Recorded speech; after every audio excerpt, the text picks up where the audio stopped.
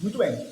Seguindo com o assunto do vídeo anterior, quando a gente falou um pouquinho quando os portugueses começaram a colonizar o Brasil, agora a gente vai dar um passo adiante. Vamos falar da segunda fase, que é quando Portugal monta um esquema estatal de gestão. Porém, não se esqueça do seguinte, que quando se monta governos gerais no Brasil, quando Portugal monta o sistema de governos gerais, ele não eliminou o sistema de capitanias. As capitanias continuaram a existir.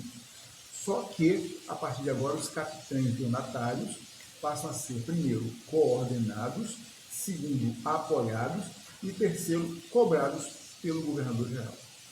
O segundo papel do governador-geral, além de coordenar, cobrar e apoiar, era integrar as capitanias, para evitar que cada uma seguisse um rumo diferente. E a primeira coisa que ele vai fazer para integrar é dar uma direção econômica. Nós vamos ter um produto principal. Esse é o produto preferencial para o Brasil colônia. Que produto foi esse? Exatamente a cana-de-açúcar. Você podia plantar qualquer coisa no Brasil, mas preferencialmente a cana-de-açúcar. Então nós vamos ter o ciclo chamado Brasil açucareiro, ok? Então a gente vai ter dois tipos de propriedades rurais, basicamente. Um tipo de propriedade é aquela que tem engenho. Então são os engenhos.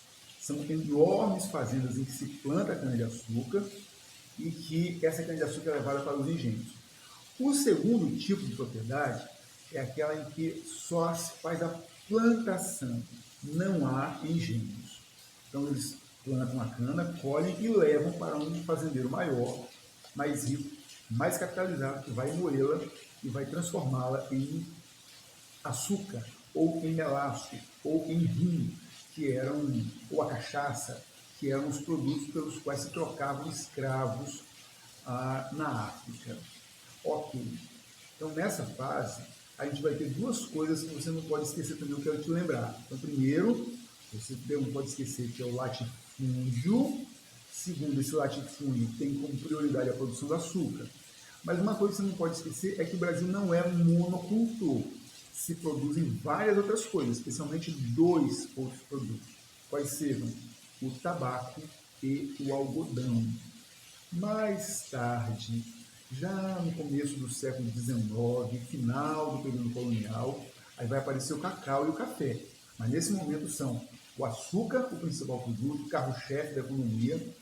Tanto é que quando a gente fala de Brasil colônia, todo mundo lembra do Brasil açucareiro, mas a gente tem ali presente o tabaco e o algodão. Segundo lugar, um outro ponto importante a gente ter destacado, isso vale para o Enem, o Brasil colônia é prioritariamente movido pelo trabalho escravo. O trabalho escravo move tudo. Move o engenho, move a plantação, move os bois que puxam os carros, tudo é movido pelo escravo. Ter escravo no Brasil é uma coisa tão importante que até pessoas muito pobres, gente, pessoas pobres que eu falo, não são pobres como o teu professor, são pobres que passam fome. Fome, né? Pessoas que passavam fome tinham escravo. E eles obrigavam o escravo a ir buscar resto de comida de escravos que reviravam lixo para trazer para o seu senhor comer. Imagine a situação. Isso era a cultura colonial brasileira, é uma cultura escravista. Você só é um homem branco, você só é um homem livre, você só é um português colonizador se tiver escravo. Então é uma obrigação cultural e isso é uma herança que vai ficar, uma herança pesada que a gente carrega até hoje. Ok. Então a gente tem aí as quatro grandes características. O Brasil é latifúndio, é produtor de cana-de-açúcar, principalmente, subsidiariamente de algodão e de tabaco, e o trabalho é escravo. Muito bem. Tem um quinto ponto que é importante você lembrar, a presença da igreja. A Igreja Católica vem para o Brasil junto com os governos gerais. Enquanto o Brasil era dividido em lotes, apenas lotes estanques, que eram as capitanias hereditárias, a igreja não se fazia presente aqui. Ela vai chegar junto com os governos gerais, com dois objetivos. O primeiro objetivo é disciplinar a sociedade. Você precisava dar um caráter cristão para o colono que aqui estava. Por que isso? Porque tinha muita gente estava fugindo para o Brasil que não era cristã. do ponto de vista católico, ou eram protestantes ou eram judeus. E chegavam aqui no Brasil e praticavam o chamado criptojudaísmo ou criptoprotestantismo, que é aquela religião que você pratica escondido sem que ninguém veja. Então a Igreja Católica veio para acabar com isso. É para ser cristão católico. Outro aspecto da disciplina, tem que criar uma família cristã, patriarcal, monogâmica. Cristã, família, presta bem atenção, a família tem que ser cristã, patriarcal e monogâmica. Naquela época, havia famílias que estavam completamente descaracterizadas como família cristãs.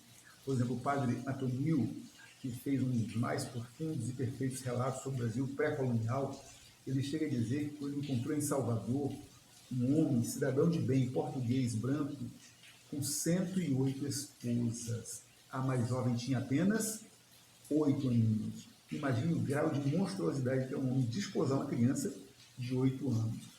E há relatos que este homem poderia ter matado já 40 mulheres, porque ficaram velhas e feias para ele.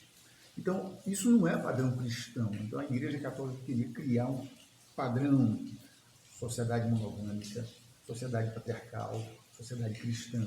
Para isso era necessário estar aqui presente. Um outro aspecto importante na missão da Igreja Católica era preservar o índio. Não use a expressão proteger. A Igreja não veio para proteger, mas para preservar. Onde está a diferença? Proteger é quando você quer manter as características, manter a integridade no corpo.